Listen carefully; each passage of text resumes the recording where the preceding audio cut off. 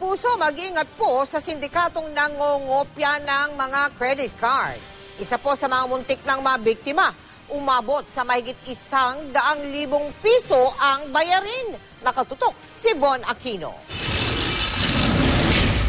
Airline ticket sa 3 iPhone na nagkakalaga ng mahigit 100,000 piso. Ang muntik ng pagdusahang bayaran ni Lenny, di niya tunay na pangalan. June 2012 daw nang tumawag ang credit card at telecom companies para sa transaksyong hindi naman daw niya ginawa. Nakiusap ako na kung pwede makipag-coordinate siya sa akin, na gusto kong pa-entrap yung gumagamit ng credit card. Kung pwede, i-hold niya yung transaction para makikipag-coordinate muna ako sa mga pulis. Nagbigay pa rin authorization sa email ang suspect na i-deliver ang cellphone sa Binyan, Laguna.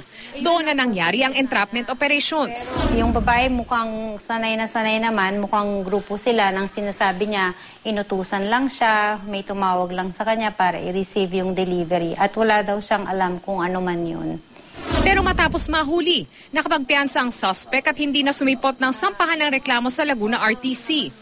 Hinala ni Lenny na kopya ang detalye ng credit card niya na mag-apply siya ng telepono sa isang mall.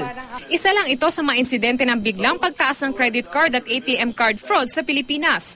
Puntirya raw ng mga sindikato ang Pilipinas dahil sa pagdami ng credit card user sa bansa na ngayon nangangailangan na raw ng upgrade sa credit card system. Not a bad system.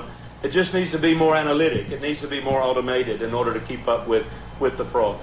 Those OFW remittances that represent billions of US dollars into the Philippines every year drive a strong growth in debit cards and prepaid cards. Paalala naman ang pulisya sa credit card holders, maging maingat sa mga transaksyon.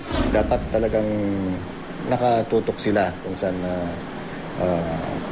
napupunta yung card. Von Aquino, Nakatutok, 24 Oras.